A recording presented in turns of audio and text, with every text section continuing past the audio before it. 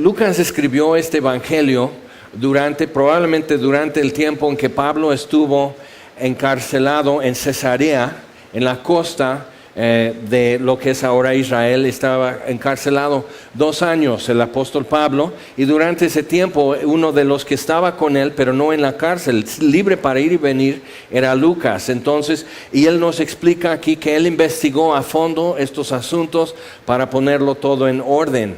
Y ahora, Lucas lo puedes conocer a partir de Hechos capítulo 16. Va diciendo que ellos hicieron esto, ellos esperaron aquí, ellos tal y cual. Y de repente en Lucas 16 dice, y nosotros zarpamos de Troas, lo que era en la antigüedad Troya. Entonces zarparon de Troas, cruzaron el estrecho de mar y entraron para fundar la primera iglesia en Europa. Entonces llegan a Filipos, empiezan a tener fruto, pero por fin llegan a Filipos y puedes leer ya lo que sucede en Filipos en el libro de los Hechos. Pero a partir de esa parte en el libro de Hechos, Lucas en algún momento se convierte, Lucas en algún momento ya se vuelve acompañante de este equipo que andaba con el apóstol Pablo predicando y plantando iglesias. Entonces Lucas era médico. Y aquí vamos a dar lectura, capítulo 1, y empezar a conocer un poco más cómo está el asunto. Dice, puesto que ya muchos han tratado de poner en orden la historia de las cosas que entre nosotros han sido ciertísimas, tal como nos lo enseñaron los que desde el principio lo vieron con sus ojos y fueron ministros de la palabra, me ha parecido también a mí, después de haber investigado con diligencia todas las cosas desde su origen, escribírtelas por orden, oh excelentísimo Teófilo. Entonces, cuando nos está diciendo así, Lucas está ya aplicando varias cosas. Lo que había sucedido para entonces, tenemos los 4 evangelios hoy, 3 los llaman los evangelios sinópticos porque ven con el mismo lente los eventos en la vida de Jesús, desde el origen hasta su crucifixión y muerte y su resurrección y su ascensión. El evangelio de San Juan es diferente. Ahora, lo que sucede es esto, que en esos tiempos ya varios intentaron, como Lucas lo menciona, varios intentaron escribir, como documentar los eventos de Jesús. Cuando el apóstol Juan estuvo en exilio en la isla de Patmos y por fin lo sueltan, él llega a Éfeso y está supervisando, ya como ancianito está en Éfeso. Entonces le traen versiones, lo que hoy llamamos evangelios, le traen diferentes versiones de la historia de Jesús para su aprobación, porque él tenía ya más de 90 años cuando eso sucede. Y ya testigos que vieron con sus ojos, testigos oculares ya no existían. Pablo, Pedro, Mateo, todos los apóstoles y todos los que andaban, que vieron la crucifixión y la muerte de Jesús, los que fueron testigos de sus milagros y sus enseñanzas, además, ya se habían muerto. El apóstol Pablo dice en 1 Corintios 15, por ejemplo, que en una ocasión después de su muerte y resurrección, Jesús se presentó a más de 500 personas al mismo tiempo. Dice, de los cuales aún viven algunos, pero eso fue para el año 60, 65, por mucho que algunos todavía vivían. 30 años y 30 y tantos años después de la resurrección de Jesús, aún vivían algunos de los que habían visto. Pero ya 60 años después, pues ya no vivían testigos oculares de estos eventos. Entonces Lucas fue a tratar de llevarlo más cerca a su origen estas cosas. Es muy importante ver lo que sufrían, lo que él está investigando eso cuando su amigo el apóstol Pablo está en la cárcel. Y la pena es muerte por lo que le acusan. Entonces él está encarcelado esperando apelar a César por fin y salir de la cárcel y ser libre, pero en esos 2 años Lucas se dedica a investigar bien estas cosas. Y el evangelio de Lucas trae muchos datos que colocan esta historia en el espacio y en el tiempo, que en tal lugar, en tal tiempo, que esto coincide con un evento extra bíblico que tú puedes verificar. Entonces, y vamos a dar lectura y vamos a caminar con Jesús aquí en el Evangelio de Lucas, pero lo que es importante de eso es que Dios puede revelarnos la verdad. ¿ok? Pero no lo hace nada más con leyendas o símbolos o que uno tiene una fuerte impresión. Dios te podría revelar la verdad en un sueño y con ese sueño vives el resto de tu vida sabiendo la verdad. El problema es que tú y yo no vivimos dormidos. Vivimos caminando sobre tierra a nuestros pies. Me levanto, voy a tal lugar y ahí estoy trabajando. Abro una puerta, cierro una puerta. Es una secuencia de eventos en el tiempo y el espacio. Y es donde Dios nos trae la verdad. Entonces Jesús caminó en las calles. Jesús se sentaba en mesas y Él convivía con la gente. Y hubo un momento en que la madera de los tablones con lo que hicieron la cruz, hubo un tiempo que esa madera era parte de un árbol, que era chiquito, que fue creciendo. Y eso es un proceso de años. Un día llegan y cortan la madera y forman los tablones. Y un día entre la madera de un bosque, 2 tablones son juntados para que un hombre que se llama Jesús los cargue en sus hombros y salga caminando de Jerusalén para ser crucificado. Eso no es simbólico, eso es histórico. Sucedió. Ahora, un caso que podemos comparar, no en gloria o resplandor, pero simplemente la cuestión de ser testigo de algo, de saber la verdad y sabiendo la verdad, aún así sabiendo la verdad la puedes negar y salir libre. Es el caso Watergate del presidente Nixon en los Estados Unidos.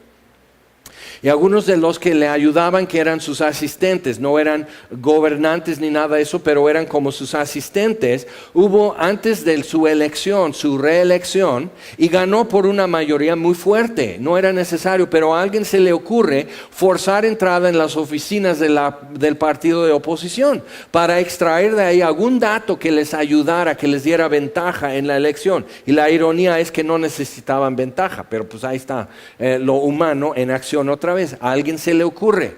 Entonces, cuando se supo lo que había pasado, estos hombres encubrieron el caso.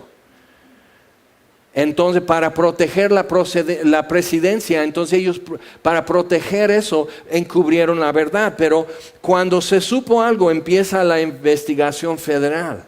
Entonces traen a uno y le dicen, ya sabemos esto. Y traen un dato, ya sabemos esto, y que tú tienes que ver. Y chilla. Dice, bueno, sí, yo tengo que ver. Y si te digo toda la verdad, ¿ya me van a rebajar mi sentencia? Y yo me acuerdo, yo era niño cuando eso estaba pasando. Entonces él ya dice, no, lo que pasa es esto. Y ya dice la verdad con tal de librarse. No aguantó, y lo que le pasa es que redujeron su sentencia y fue un reclusorio que no estaba muy lejos del lugar donde yo vivía de niño. Y tenían canchas de tenis y albercas y videos, o sea, que una cárcel en aquel entonces no. Y dices, bueno, pero todavía fue la cárcel, sí, y aunque sea de oro no deja de ser prisión. Pero lo que pasa es que fue reducida su libertad, tuvo cierta infamia por ser parte de esta cuestión hasta el día de hoy, pero se libró diciendo, no, pues no es, lo que pasa es esto, o sea, yo les voy a decir la verdad y ahora déjenme salir libre. Ahora Lucas y Pablo y Pedro y Andrés, el apóstol Andrés, hermano de Pedro, lo amarraron a un zapato a un caballo por los pies y lo arrastraron en las calles empedradas hasta que se deshiciera su cabeza de los golpes, y le dan un fuetazo al caballo y el caballo va corriendo, y así murió Andrés. Andrés pudo haber dicho, esto lo inventamos, esto no es cierto, es un invento nuestro.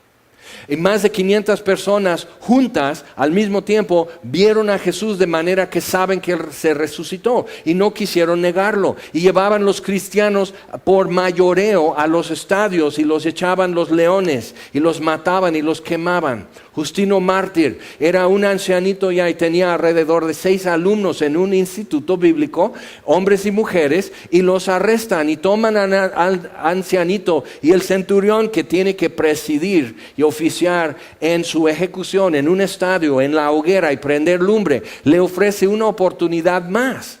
Niega esto, di que no hay otro rey más que César y que Jesús de Nazaret está muerto. Dilo y te suelto. Respeta tu vejez, respeta tu dignidad de anciano y te suelto. Y Justino Mártir, ahora se conoce como Justino Mártir, él tenía debates con ateos en sus días. Creemos que los ateos existen a partir del siglo XX, no, papá. No hay nada nuevo bajo el sol. Desde los días de Caín, el hombre ha encontrado la forma de darle la espalda a Dios, a su perjuicio, pero lo ha encontrado. Entonces él dice, toda mi vida Jesús ha sido fiel, ha sido mi mejor amigo, nunca me ha abandonado hasta el día de hoy. ¿Cómo le doy la espalda en este momento? Fuera infieles, grita, es el ancianito así corrioso, fuera infieles, los que no creen, abajo, como buen romano lo grita, abajo los incrédulos. Y la gente se pone de pie y grita, que muera, echan lumbre, el centurión dice, bueno, ni modo. Ahora Justino Mártir, Irineo, Policarpo, los que fueron discípulos de los apóstoles, ellos podrían decir, sí es cierto, o sea, yo vi cómo falsificaron, los apóstoles inventaron eso, Pedro y Juan, y de ellos tenían la forma de librarse así firmo y lo publican, como el padre Hidalgo, publicamos tu renuncia, pero tienes que hacerlo, y no quisieron. Entonces dice, puesto que ya muchos han tratado de poner en orden la historia de estas cosas que entre nosotros han sido ciertísimas. Esa palabra es muy importante, ciertísimas. No porque lo creo mucho en mi corazón y yo porque lo siento. No, sino porque existe sin ti esa verdad. Es verdad sin tu permiso ni conocimiento. Existe independientemente de nosotros lo que es verdad. Y cuando conozco la verdad, yo tengo ya una crisis, tengo un dilema. Yo tengo que decidir si abrazo esa verdad o si la rechazo. Y el hecho de que yo rechace lo que es verdad, no lo convierte en mentira, me convierte en mentiroso. Entonces, tal como nos lo enseñaron los que desde el principio lo vieron con sus ojos y fueron ministros o siervos de la palabra, dedicaron su vida a servir esta palabra. Y si esto fuera invento del hombre, ¿qué? Han encontrado algo en Egipto que usaban como para hacer papel maché de los papiros en Egipto y hacían máscaras de papel maché. Y entre eso, como periódico viejo para hacer papel maché, han encontrado fragmentos de las escrituras del primer siglo. Entonces algunos están diciendo, no es que han cambiado mucho las cosas. Eso es un lema que muchos rezan, que no saben, o sea, se revelan lo más obsoleto. Peor que Adán y Eva, de viejos, si están pensando que no es que han cambiado muchas cosas. Los rollos del Mar Muerto demostraron que no habían cambiado en el Antiguo Testamento en ningún aspecto que valiera la pena señalar. Los rollos del Mar Muerto, eso fue en 1948. Pero algunos siguen diciendo que han cambiado las cosas, el código Da Vinci y todo eso. No es que lo inventaron, lo cambiaron. Y han encontrado los fragmentos y con eso componen casi todo el Nuevo Testamento completo, tal y como tú lo estás leyendo. No lo han cambiado. Los frailes en España, en Roma y etcétera, no lo cambiaron. Servían la palabra y la recopiaban con temor y cuidaban estas cosas. Entonces, interesante, estas cosas que han sido ciertísimas, esa palabra es muy importante porque es una palabra compuesta en griego que es pleroforeo. Foreo es cargar o tener algo cargado. Entonces, pleroforeo, pleros es la plenitud. Entonces, pleroforeo es bien cargado. Es suficiente y rebosante y sobreabundante evidencia para convencernos, sobremanera convencidos, cosas ciertísimas. Entonces, si yo estoy tratando de convencerme, yo soy muy burro y muy terco, entonces para que algo me convenza, tiene que ir tumbando quién sabe, o sea, escéptico. Entonces, para que me convenza, necesito un carro de volteo que se llene de evidencia y que caiga esas toneladas de evidencia sobre mí. Y salgo ya por fin vivo de esas toneladas de evidencia, digo, es verdad. Y hay mucha gente así, Dios nos concede de su favor sobreabundante evidencia. Estas cosas son ciertísimas. Entonces, el propósito de Lucas al escribir esta historia de la vida de Jesús es dejarnos bien cargados de evidencia, ciertísimas cosas, las cosas que nos dejan más allá de toda duda, estamos bien y plenamente convencidos.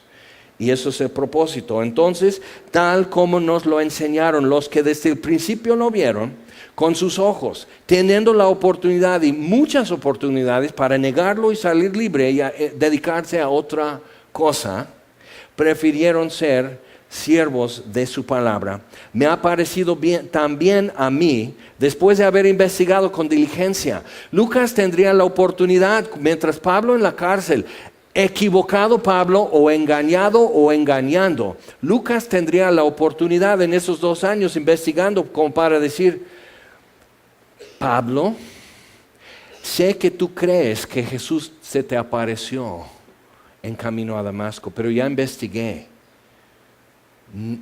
No resucitó Pablo. Ya encontré sus huesos. Ya investigué esas cosas. Y no es cierto. Lucas tendría la oportunidad, y Lucas murió como todos ellos, torturado, ejecutado por Roma, teniendo la oportunidad de decir: mira, ya junté, ya investigué. Aquí está la evidencia que esto es una mentira, déjeme ir libre. Y no lo hizo. Entonces, si era para crear una nueva religión y hacerse famosos o ricos, no funcionó. No funcionó. Murieron como criminales, destitutos de todo. Entonces, no funcionó. Entonces, ¿por qué crees tú hoy? ¿Por qué creo yo hoy? Y eso es lo que vamos a estar viendo aquí en San Lucas. Dice: me ha parecido bien también a mí, después de haber investigado con diligencia todas las cosas desde su origen, escribírtelas por orden, oh excelentísimo Teófilo. Y escribe Lucas también el libro de los Hechos, incluyéndose en capítulo 16, incluyéndose cuando él ya es parte de esa historia. ¿En qué momento, si siguiéramos escribiendo historia de los hechos de Dios, el libro de los Hechos, a partir del capítulo 28, escribimos el capítulo 29, ¿en qué momento tú ya estás incluido en esa historia de lo que Dios ha hecho, que escribió Lucas? ¿En qué momento tomas la pluma tú a seguir narrando como Lucas hizo? Y aquí estamos. Agarra tu pluma y vamos. Entonces dice: para que conozcas bien la verdad de las cosas en las cuales has sido instruido. Y los evangelios fueron escritos no como para evangelizar, así lo usamos hoy, para dar a conocer a Jesús, pero fueron escritos los evangelios en un principio para informar a los ya creyentes más acerca de estas cosas, las que están creyendo, para entenderlo bien y en orden. Era más didáctico que evangelístico. Pero lo vamos a ocupar en este estudio a través de San Lucas. Vamos a ocuparlo tanto para enseñar como para anunciar buenas nuevas acerca de Jesús. Entonces comienza la historia, versículo 5. Hubo en los días de Herodes, rey de Judea, un sacerdote llamado Zacarías, de la clase de Abías. Su mujer era de las hijas de Aarón y se llamaba Elizabeth. Y con eso Lucas nos coloca con los pies en un momento de historia cuando Herodes era rey de Judea. ¿Nunca has pensado qué onda con Pilato, que era gobernador de Judea? No puedes tener gobernador y rey. Para los tiempos de Jesús, cuando él ya era hombre, ya no era reino de Judea y Herodes el Grande, el rey. Él muere y hay cambios políticos y Roma ya hace que Judea sea provincia con un gobernador, Pilato. Y después otra vez es reino con Herodes Agripa en tiempos de Pablo. Entonces los cambios políticos, y nos lo coloca Lucas en algo que tú puedes salir de la Biblia y verificar acá afuera. Eso no es una leyenda, entonces nos invita a cuestionar, sin tener miedo. Y no hay religión que invita a cuestionar, sino te amenaza que si cuestionas, hereje, malo, te vamos a matar, te vamos a torturar, renuncia a tu herejía. Y la Biblia nos invita a cuestionarla porque sabe que es la verdad. ¿Ok? Es por eso te dan una muestra cuando vas al súper o algo así. A ver, prueba. Eso es un nuevo refresco. Es una nueva crema para las manos. Es un nuevo limpiador. Es algo, pruébalo sin miedo.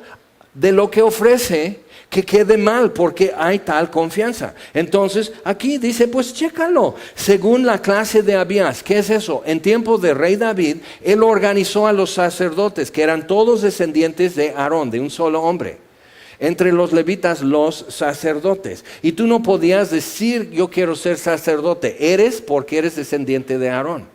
Pero ya eran muchos descendientes, entonces los organizó David en turnos según los descendientes, los jefes de familia de su día. Entonces ordenó y servían por turno. Y luego por sorteo, entre su turno les tocaba hacer ciertas cosas, oficiar en ciertas cosas. Ya sea presentar un holocausto, quemar incienso, como en el caso de Zacarías, tocar la trompeta que empieza el día de reposo en la plaza del templo, y diferentes oficios llevaban a cabo durante esos días que les tocaba su turno.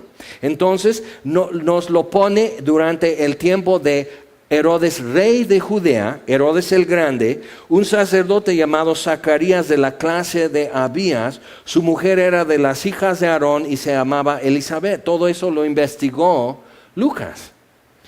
Ambos eran justos delante de Dios y andaban irreprensibles en todos los mandamientos y ordenanzas del Señor. Pero no tenían hijo, porque Elizabeth era estéril y ambos eran ya de edad avanzada.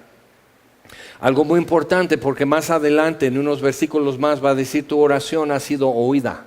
Pero podemos decir, bueno, ¿qué onda con esto? Ambos eran justos delante de Dios, andaban irreprensibles en todos los mandamientos y ordenanzas del Señor, pero no tenían algo que querían. Y querer un hijo no es algo malo. No estaban queriendo robar un banco, asaltar un viejito, atropellar un gatito. No estaban deseando algo malo, sino algo bueno, tener un hijo. Eso no es malo. Y no lo podían tener. Entonces existe eso, un rollo de un falso evangelio de que puedes tener tu mejor vida ahora, y que si no tienes tu mejor vida ahora, algo te pasa, en algo estás mal. Pero lo malo de eso es que produce creyentes berrinchudos, por decir, caprichudos, porque quiero lo que quiero y lo quiero ya, quiero mi mejor vida ahora. Pero ¿a qué edad vas a vivir? Vamos a decir que vives a 100 años. ¿Cuántos años tienes? ¿Cuántos años te quedan para tener lo mejor? ¿Cuánto lo puedes disfrutar? Si vives a 100 y tienes 40, te quedan 60 años frente a toda la eternidad. Goza durante 60 años lo mejor y después va a ser algo inferior. No tu mejor vida, sino algo secundario. ¿Ves que es un falso evangelio? Que el Dios que yo conozco, el Dios de la Biblia, no está disminuyendo pasado mañana, sino creciendo. Entre más lo conozco, más soy bendecido al conocerlo. Y el Dios que el hombre predica, el Dios que el hombre quiere adorar, es el Dios que me da hoy, mañana veré qué. Pero eso es lo que hizo Esaú con su primogenitura. Vendió su primogenitura para pasarla bien en este momento con un plato de lentejas. Y hay cristianos el día de hoy que están cambiando lo mejor de Dios por un plato de lentejas. Quieren eso hoy, mañana ya veré. Entonces cultiva algo no muy bueno en nuestro corazón. Además, cultiva en nosotros miedo. Porque si dices, ok, Dios es bueno, nos ama, es de abundancia, nos bendice en todo y te da todos los deseos de tu corazón. Dime, si tú eres papá o mamá, ¿tú siempre le das en el momento todo lo que tu hijo quiere? Si tu hijo de 14 años dice, préstame el coche, quiero ir a un antro, me van a vender drogas. Ay, como yo soy un papá de abundancia y te amo, te voy a dar lo que tú quieres. No lo harías. Entonces proyectan algo muy humano a Dios, pero algo totalmente chueco y artificial, porque ni lo harías tú. Y Jesús dice, si vosotros que sois malos saben dar buenas cosas a sus hijos, cuanto más vuestro Padre Celestial os dará el Espíritu Santo. Pero es interesante cuánta gente contrista al Espíritu Santo cambiando lo eterno por lo temporal. Y Dios viene a hacer algo más grande que tu vida. Y quieres tu mejor vida ahora en chiquito, inmediato, palomitas de microondas, nada más. Pero ya, al instante. Y Dios no está dispuesto a cambiar lo eterno por lo temporal. Porque su palabra dice que el mundo está pasando y sus deseos. Y si me aferro a mi mejor vida ahora, se va a ir como arena de mis manos. Se va a hacer mecate de arena. No me va a sostener, no me va a poder afirmar los pies. Se va a disolver en mis manos porque el mundo va pasando. Y lo máximo que puedo tener en el mundo, concluyó Moisés en Egipto, es inferior a lo peor que Dios me puede ofrecer. Entonces tenemos que ver eso. Y dice, todo esto está en ese versículo, todo ahí está. Nomás léelo más lento y ahí lo encontrarás. Ambos eran justos. No les faltaba nada. No había un problema en tu vida, no había una falta de fe, no había un pecado oculto, pero no podían tener lo que querían y lo pedían a Dios, porque el ángel Gabriel dice, tu oración ha sido oída, pero hasta ahora contestada. Entonces el problema que tenemos desde la infancia es la gran distancia, a veces gran distancia entre cuando pido y cuando recibo. Y quiero que eso se reduzca. Pero vamos a ver qué pasaría si Dios redujera el tiempo entre cuando Zacarías empezó a pedir un hijo y cuando lo tuvo. ¿Qué pasaría? Ok, Jesús nace unos meses después de Juan el Bautista, el hijo de Zacarías. De eso se trata. Juan es el precursor. Ahora, si Zacarías y Elizabeth hubieran tenido un hijo cuando ellos querían, que no habría sido malo, habría sido bueno. Imagínate, ya tienen 80 años o algo así, cuando el bebé está llorando en la noche, ya la tercera vez que despierta, tiene cólicos. Y Elizabeth dice, ya viejo, vas tú. Entonces ahí estás y todo te duele y tus rodillas y dices, ay niño, yo no lo oigo, yo estoy quedando sordo, yo no sé que el niño está llorando. Y luego ya camina, ya corre, dice, papi, y viene corriendo, no tan recio, ay, así. O sea, imagínate, lo querían disfrutar a una edad más típica, lo que es tener un hijo. Y Dios dice, sí, pero yo estoy haciendo algo más grande. Es mi favor en tu vida, pero va a ser favor para muchos. Entonces es más grande que tu vida y no lo comprendes. Entonces no tenían hijo porque Elizabeth era estéril y ambos eran ya de edad avanzada. Aconteció que ejerciendo Zacarías, versículo 8, el sacerdocio delante de Dios según el orden de su clase, conforme a la costumbre del sacerdocio, le tocó en suerte ofrecer el incienso, entrando en el santuario del Señor. Ahora, el altar de incienso, no se ofrecía otra cosa sobre ese altar sino incienso. Y el incienso, si te acuerdas de nuestro estudio en Éxodo, el incienso era una mezcla de especias que solo olían en ese lugar. Entonces, al quemar el incienso se hacía una nube de perfume que impregnaba la ropa del que quemaba el incienso. Y después de quemar, mientras la gente está orando, si te acuerdas en el libro de Hechos, cuando Juan y Pedro, Juan el apóstol, no Juan el Bautista, cuando ellos subían al templo a la hora de la oración, a las 3 de la tarde, son las 3 de la tarde cuando esto sucede. Si comparas cuando Jesús muere, lee tu Biblia con gusto y detenidamente porque verás, cuando Jesús muere en el templo es rasgado arriba abajo el velo y hay un temblor y es a las 3 de la tarde. Había un sacerdote quemando el incienso y de repente él está hombre, así diciendo quién sabe qué en hebreo y está orando y envolviéndose en humo, representando como sacerdote, representa al pueblo ante Dios, y el incienso simboliza sus oraciones y la plaza del templo está llena de gente orando, y el sacerdote después de eso sale y bendice al pueblo. Y dice, Jehová os bendiga y os guarde y tenga misericordia de ustedes. Haga resplandecer sobre ti su rostro y te dé shalom, te dé paz. Entonces, el día que Jesús murió, el sacerdote pues está temblando, eso agarra el altar, ahí está ardiendo, o sea, el incienso, que no se caigan las cosas y se oye que se rasga el velo de arriba abajo. ¿Qué ha sucedido? El camino está abierto, eso es lo que ha sucedido, Jesús murió. Entonces Dios está haciendo algo más grande que las rutinas y costumbres, que no son malas costumbres, no son malas rutinas, es conforme a su palabra, pero Dios está haciendo algo más grande ahora. Y cuando Él interrumpe tu rutina, que es buena, y Dios interrumpe tu rutina para hacer algo nuevo, no te espantes. porque se espantó Zacarías, y con mucha razón, pero así es. Entonces toda la multitud del pueblo estaba afuera orando a la hora del incienso. Así fue cuando Jesús fue crucificado. Algunos estaban en el Calvario. En las películas no te pueden mostrar, pues aquí está la gente, así que Jesús está muriendo, burlándose de él. Y así no te pueden mostrar qué está sucediendo en todo el mundo al mismo instante que él muere. Pero sabemos que en el templo fue rasgado el velo. Y en esa hora alguien estaba prendiendo el incienso. Suben las oraciones del pueblo a Dios, pero Dios dice no y rechaza el sacrificio. Jesús lo rechazó. No es mi hijo. Y Jesús muere en su agonía. Dios mío, ¿por qué me has desamparado? Y Él es ya la ofrenda de paz. Ahora entonces tenemos que seguir.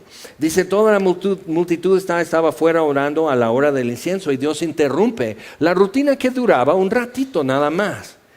Y cuando Zacarías sale, él tiene que dar la bendición al pueblo y lo están esperando. Y se le apareció, versículo 11, un ángel del Señor puesto en pie a la derecha del altar de incienso.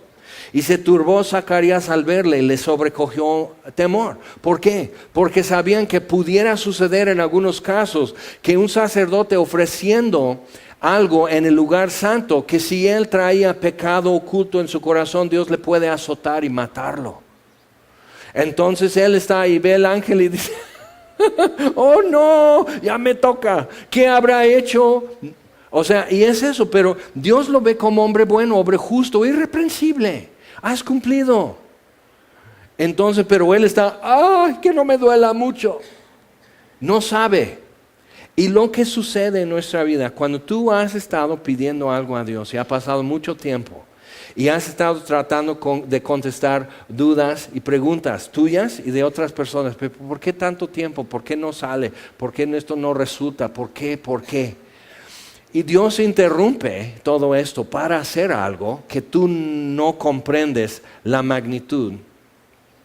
Te puede dar miedo porque dices, no es como yo pensaba, porque vamos haciendo historias para nuestro futuro. Cuando yo me case va a ser así, cuando tenga un hijo va a ser así. El día que ya estoy estudiando mi carrera y cuando ya tenga mi trabajo, me voy a sentar en un escritorio, voy a dibujar puentes y voy a hacer edificios y hospitales y todo eso. Y solo estás remodelando casas. Ni modo, estudié una carrera, pero no, mi expectativa fue otra y no se hizo. Entonces estamos siempre con eso, y cuando algo sucede que tú no entiendes, te puede dar miedo. Puedes estar también teniendo en tu corazón aguardado ahí cierto temor que a lo mejor Dios sí ve algo en mí que no está bien y no me lo ha dicho. Pero Dios, yo quiero estar bien, entonces dime si no estoy bien, dime. Para que lo cambie, para que lo componga. Y puede ser que no hay ningún problema. Dios simplemente tiene un propósito más grande de lo que tú puedas entender. Entonces el ángel le dice, versículo 13, pero el ángel le dijo, Zacarías, no temas, porque tu oración ha sido oída. Pero mira que Dios no le está dando a Zacarías su mejor vida ahora. No se la dio cuando él creyó, no se la dio cuando él la confesó, no cuando proclamó, no cuando hizo un decreto. Movió sus labios mucho durante su vida Zacarías. ¿Y por qué no se le hizo? Pues no tenía suficiente fe. Siempre estaba viendo a su mujer cada vez más azotada de años y dice, no, entonces voy a declarar más. Eso no funciona. Y además el problema es que desvía tu mirada de lo que Dios quiere hacer a lo que tú quieres hacer. Y Dios no es mi siervo. Dios no está para servirme, aunque sí lava mis pies, aunque cargó mis culpas en la cruz. No está para servirme, Él es Dios. Y Él tiene que atender muchas cosas que yo no imagino. Entonces, si Dios le hubiera dado a Zacarías su hijo cuando él quería, cuando ya viene por fin Jesús, Juan, el hijo de Zacarías, ya es un viejito, ya es un abuelo él. Y entonces, o sea, tenía que ser así. Entonces, o sea, no está fuera de orden la cosa, porque Jesús llega triunfalmente a Jerusalén en el día profetizado, contando desde el decreto de Ciro de Persia que se reconstruya el templo. contando los días, Jesús entró exactamente en el día esperado y por eso llora sobre Jerusalén diciendo, no sabían el día de tu paz. No sabes, es el día que tú has estado esperando, pero no estás checando el calendario. No sabes cuánto faltaba, que ayer faltaba un día y no estás buscando lo que esperas. Y es el peligro que cuando ya es mucho tiempo entre cuando yo empiezo a pedir algo y cuando Dios está haciendo lo que yo pedía, empiezo a evolucionar mi idea, empiezo a desanimarme, empiezo a reinterpretar muchas cosas y finalmente cuando sucede no estoy ahí para recibirlo, no estoy ahí para reconocerlo, como pasó con Jerusalén el día que Jesús entró, como fue profetizado. Entonces aquí está Zacarías con eso. Él no sabe, él nomás quiere una vida. Él quiere una vida como los demás tienen, con sus hijos y a ratos sus nietos y todo. Y dice, ya cuando yo tenga un hijo, ¿para qué? Y mira cómo contesta. Dice, el ángel le dijo, Zacarías, no temas, porque tu oración ha sido oída. Tu mujer Elizabeth te dará a luz un hijo. Usa los términos que Zacarías había esperado escuchar toda su vida. Te dará un hijo. Ella, va a suceder como tú habías pensado, pero va a tener efectos mucho más grandes de lo que tú habías pensado. Eso está fuera de tu comprensión, porque entonces el tiempo de Dios y el tiempo mío puede ser diferente. Dios responde, pero fuera de tiempo. Y responde de una manera que yo no entiendo el porqué y el fruto que eso va a tener. María y Marta, hermanas de Lázaro, le dicen al Señor Jesús, si tú hubieras estado, Lázaro no se habría muerto. Y Jesús le dice a Marta, ¿no te he dicho que si crees verás la gloria de Dios? Pero ya para qué, ya murió. Ellas querían que Jesús lo sanara, habían visto muchas sanidades, entonces sánalo, ya pues ya, y seguimos chambeando. Pero Jesús lo resucita y hace algo mayor, hace algo que tú no entiendes. Marta dice, pues ya quiten la piedra de la tumba, y Marta dice, no, ya son 4 días, ya huele mal. Y Jesús está, Marta, ¿puedo yo mandar aquí tantito? ¿Puedo yo hacer lo que yo quiero un día? ¿O siempre vas a ordenar mis pasos? Eso es un problema que tenemos. No, Señor, mira, y en nuestras oraciones, mira, Señor, hazlo así. Ahí le estamos diciendo y parando el cuello y diciendo, no, pues hazlo así, o peínate de este lado, o cambia tus zapatos, o sabes que mejor agujetas fluorescentes y con eso la gente te cree más. O sea, siempre le estamos editando al Señor. Y no le damos la libertad de ser Dios en nuestra vida, de realmente hacer las cosas que aún no entendemos. Y hasta verlas empezamos apenas a darnos cuenta qué es lo que Él haría. ¿Qué tal si tú le dieras oportunidad a Dios a escoger? ¿Qué escogería? ¿Tienes idea? Pues ¿por qué no empiezas a pedir diferente, a preguntar diferente? Dios, ¿qué es lo que tú quieres hacer? ¿Qué es lo que tú tenías planeado? Estoy seguro que rebasa todo lo que pido o entiendo, pero aquí estoy. Eso es lo que yo quiero, pero escoge tú. Creo que me amas y creo que es bueno lo que tú quieres para mí, pero tú decide. Ya no te voy a aconsejar, ya no voy a ser tu coach, ya no voy a ser tu patrón, ya no voy a ser tu hermano mayor, voy a dejar que tú escojas. ¿Qué tal? ¿Y te gusta lo que Él ha escogido hasta hoy para ti? A lo mejor no. Estás solo, estás sola, estás en problemas, estás enfrentando crisis, estás con cuestiones difíciles tal vez en tu vida. ¿Por qué Dios escogió esto para mí? ¿En verdad está atento a mi caso? Y Zacarías y Elizabeth tenían derecho a cuestionar y a preguntar las mismas cosas, pero Dios contestó. Ahora, dice versículo 14, y tendrás gozo y alegría, y muchos se regocijarán de su nacimiento. Entonces, no es para ti nada más cuando Dios contesta. Cuando Dios me da el favor que yo le he pedido, no me contesta mi petición nomás para mí. Entonces, cuando estoy, Señor, bendice estos alimentos, te pido en el nombre de Jesús. Amén. Y así lo hacemos hasta con el tonito de subir y bajar. Así, como magia. Y como que estos alimentos ya me van a hacer bien y me van a hacer fuerte. Entonces, ¿para qué quieres estar fuerte? ¿Para qué quieres que no te hagan daño los alimentos? O sea, estás en quién sabe qué taquería y dices, bueno, Señor, Se huele sabroso, pero yo vi cómo prepararon y quién sabe.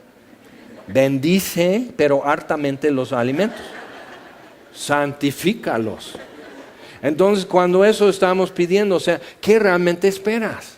¿Qué esperas que Dios haga realmente? Dáselo a los que no tienen, pero a rato te están pidiendo, no, ponte a chambear. ¿Te das cuenta? Entonces Dios quiere hacer algo mucho más grande de lo que tú piensas, pero Él escoge, no tú. Entonces, El Secreto y otros libros y ideas que se han presentado, realmente se ve que es enseñanza del hombre. No revela el carácter de Dios, no señala los propósitos de Dios, porque aquí estamos en su palabra y contradice todas esas doctrinas. ¿A quién voy a creer finalmente? ¿Y por qué creo a este y no a este? ¿Por qué no quiero creer esto, pero sí quiero creer otra cosa? Porque me conviene aquello.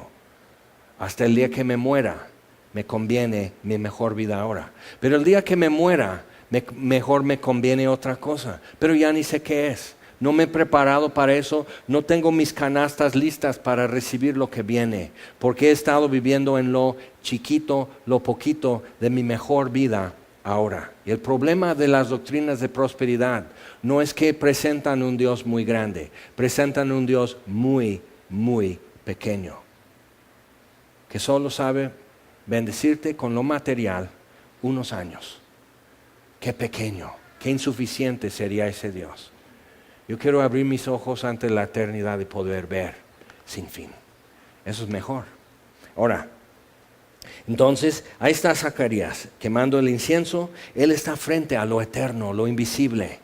Al otro lado del velo, frente a él está el velo, él está quemando el incienso. Gabriel se le aparece, le dice todo esto, tiene miedo Zacarías. Tendrás gozo, versículo 14, y muchos se regocijarán de su nacimiento, porque será grande delante de Dios. No beberá vino ni sidra, y será lleno del Espíritu Santo, aun desde el vientre de su madre. Entonces, él iba a ser nazareo, consagrado a Dios desde antes de nacer. ¿Te das cuenta cómo legalizar el aborto así agrede esto? Porque en nuestros tiempos una mujer de la edad de Elizabeth, lo primero que un médico le diría es que no debes llevar a cabo este embarazo. A tu edad va a tener problemas de cromosomas, defectos, va a sufrir, no va a tener calidad de vida este niño. Y es el precursor de Jesús. Y nació bien Juan. Entonces, o sea, yo no puedo producir vida ni quitar vida. Entonces, ¿cómo me meto en ese terreno cuando aquí está hablando acerca de este niño? Será lleno del Espíritu Santo. Quiere decir que es un ser humano antes de nacer. Es un varón antes de nacer. Entonces, importante. Pero mira, eso rebasa la expectativa o la esperanza de Zacarías. Él quería un hijo, aunque nazca chato, con tal que respire lo recibo. No, será grande. Él va a preparar los corazones para que venga el Señor Dios de ellos a este pueblo y los redima. Él va a preparar sus corazones, será grande delante de Dios. Tú dices, yo no quiero eso, yo nomás quiero uno que me diga papi cuando llego a casa. Y Dios quiere hacer algo más grande y no entiendes. Y te conformas y ahora parezco que yo estoy hablando de prosperidad, pero el problema es eso, siempre están mezclando algo y te presentan un Dios grande, pero es un ídolo en tu corazón. Y lo que yo veo es que estamos frente a un Dios que nos espanta, como Zacarías, que rebasa mi expectativa, que confronta mi falta de fe, confronta mi falta de paciencia, confronta mi falta de querer esperar que Dios haga lo que Él quiere, porque creo que finalmente eso es bueno, que Él escoja. O sea, y me confronta todo eso. Versículo 16, y hará que muchos de los hijos de Israel se conviertan al Señor Dios de ellos. ¿No te gustaría un hijo así? Pero te das cuenta, a la edad que tenía Zacarías, cuando Juan el Bautista ya está predicando y diciendo, el tiempo se ha cumplido, ya, se acabó tu 20. El tiempo se ha cumplido, el reino de Dios se acerca, arrepiéntete y cree el Evangelio. Zacarías ya no vive cuando su hijo ya de 30 años comienza a predicar. Zacarías ya no ve lo que va a hacer, que va a convertir los corazones de muchos en Israel. Zacarías no lo ve, Elizabeth no lo ve. ¿Estás dispuesto a recibir algo de Dios que es tanto más grande que tu vida, que tú no ves el fin, tú no ves todo el cumplimiento? Él solo ve gozo y alegría. Tendrás gozo y alegría y muchos se regocijarán de su nacimiento. Jesús después dice acerca de Juan, manda unos mensajeros. Juan está en la cárcel. Herodes lo mete ahí. Y dice, ¿eres el que esperábamos? ¿Eres en verdad el Cristo? Si eres el Cristo, si tú eres el Mesías, ¿qué hago yo aquí en la cárcel? Y Jesús dice, díganle a Juan, pero primero, ya que se van los mensajeros, lo alaba, pero dice, díganle a Juan que los ciegos ven, los sordos oyen, los cojos andan y los pobres reciben buenas nuevas. Y díganle a Juan que bienaventurado el que no haya tropiezo en mí. ¿Qué está diciendo Jesús? Si yo no cumplo tu expectativa, no te enojes, no te agüites, no te irrites, porque yo no estoy haciendo las cosas como tú pensabas o cuando tú pensabas. No te apartes, no te dobles, no te rajes. Juan, bienaventurado, que sigas siendo feliz porque aquí estoy, no porque estoy haciendo lo que tú querías, cuando tú querías, sino que seas feliz porque aquí estoy. Juan, tú viniste a preparar el camino y sabes que los sordos ahora oyen y los ciegos ahora ven. No que venías diciendo eso, que tú eres voz en el desierto, que tú vienes para preparar sus corazones, pues sabes que sus corazones fueron preparados y están creyendo en mí, pero tú ya no. Entonces tú sigues predicando a Jesús, tú sigues compartiendo a Jesús, pero en tu corazón ya no crees en Él. Porque no te respondió, porque no lo ha hecho cuando tú querías o como tú pensabas. Cuidado, porque Juan perdió la cabeza allí en la cárcel. Y no fue castigo. Cuando ya se van los mensajeros, Jesús dice, entre hombres nacidos de mujer, no hay mayor que Juan. Nadie es igual a Juan. Pero los mensajeros no llevaron esa alabanza, ese piropo, no lo llevaron a Juan. ¿Por qué? Porque otra vez te desubica. Pon tus ojos en Jesús, no en ti. Pon tus ojos en Jesús. Eso nos ubica. Entonces, bienaventurado el que no haya tropiezo en mí. Si no tienes tu mejor vida ahora, entonces lo mejor está por venir. ¿Qué tal si ahora vamos a poner, porque así hablamos muchas veces los cristianos, tu mejor vida antier? Dice, ¿eso es todo? ¿Eso es todo? ¿De aquí ya todo va para abajo? ¡Qué miserable! ¿Te das cuenta? Si lo mejor es por venir, está en manos de Dios todavía. Si lo mejor ya lo tengo en mis manos, estas manos de barriga son muy resbalosas, se me va a caer lo mejor. Las bendiciones se me van a ir, yo no sé tener, yo no sé cuidar. A veces estoy hablando con mi esposa, jugando con una cosa, dame esa cosa, lo vas a romper. Porque ahí estoy, juega y juega, se va el salero al piso, 1000 pedazos. Dámelo, niño. Entonces, ¿por qué estás tan seguro que ya mereces y estás apto para que Dios ponga en tus manos algo? Que Él escoja, que esté en sus manos.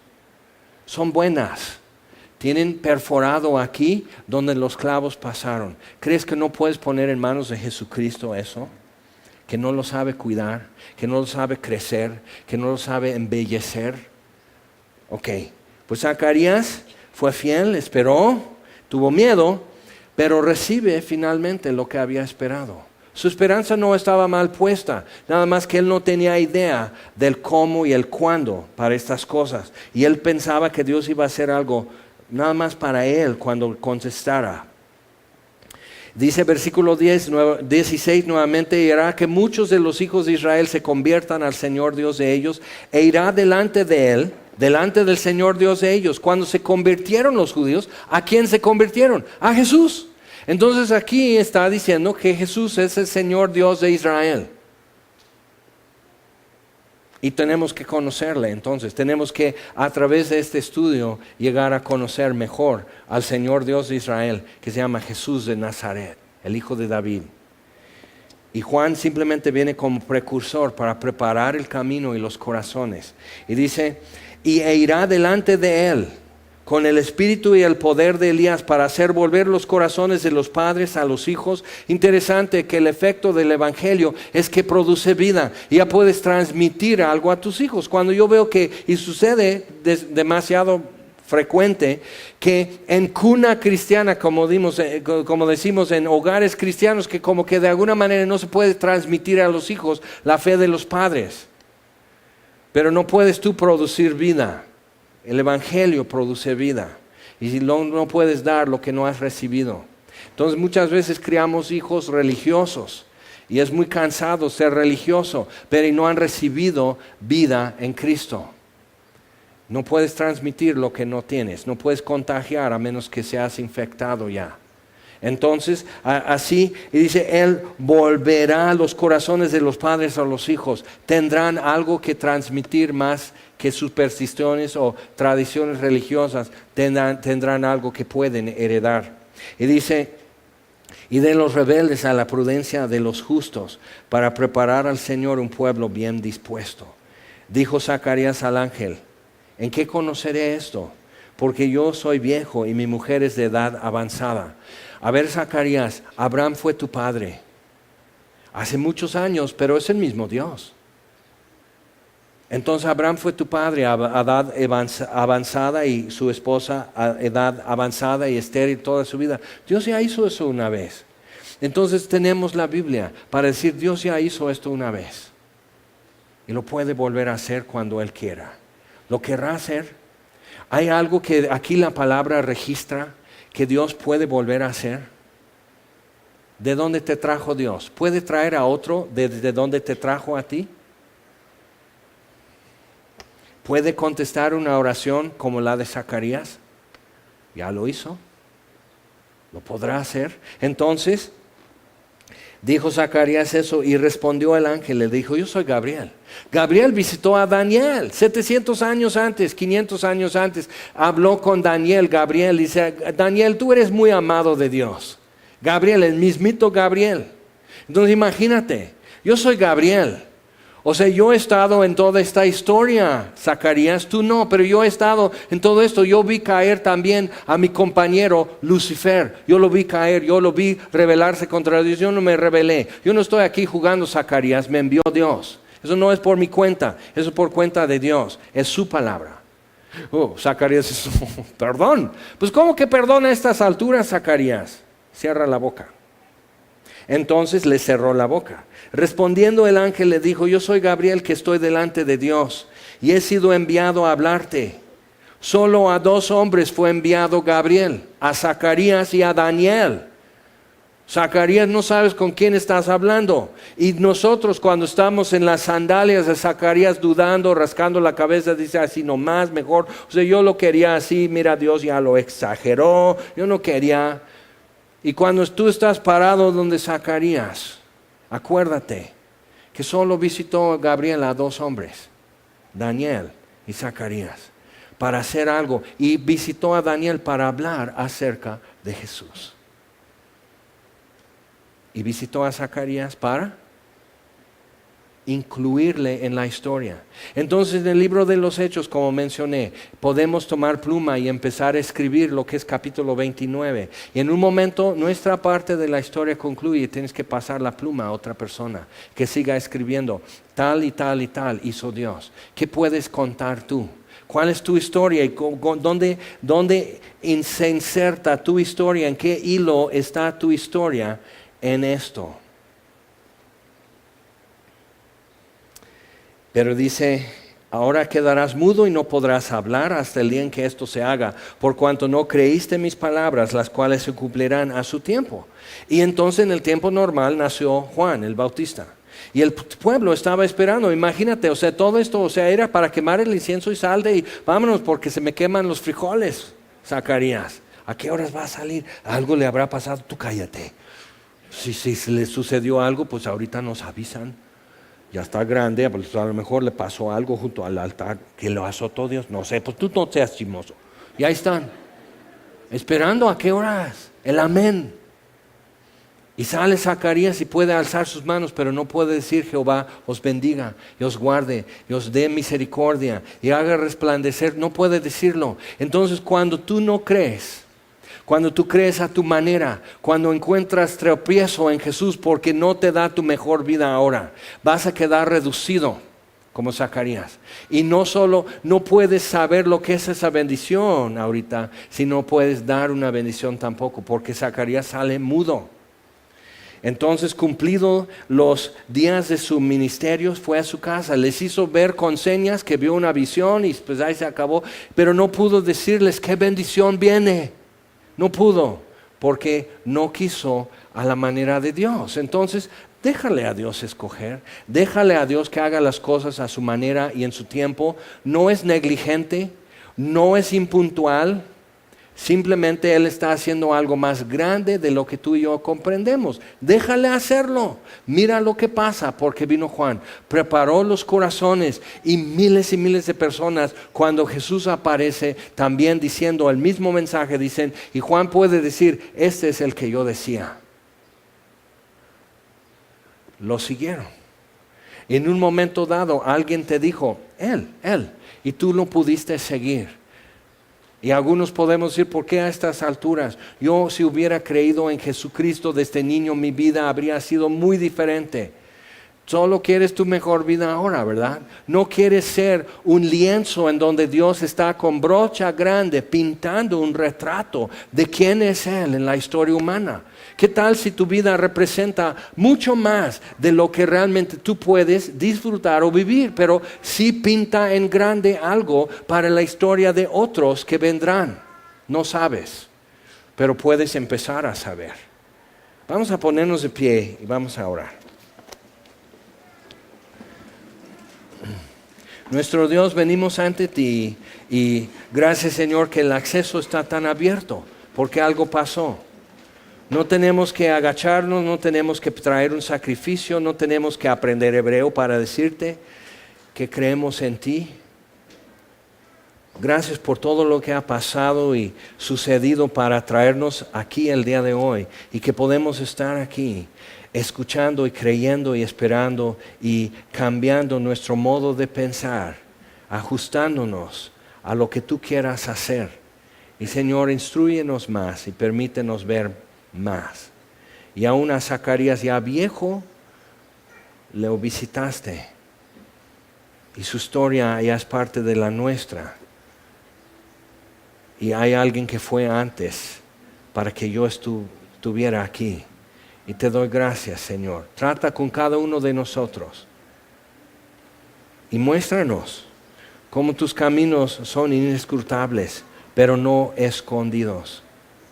Simplemente no podemos entender en qué magnitud tú operas. Señor, gracias por tu amor y tu fidelidad. La verdad es que no tenemos por qué quejarnos de ti. Y te damos gracias, Señor, por tu bondad, por tu fidelidad, por tu amor sin medida que nos has dado, esperándonos a nosotros. Porque mucho no hicimos a tu tiempo y mucho no lo hicimos a tu manera. Pero aquí estamos también. Y te damos gracias en el nombre de Jesús. Amén.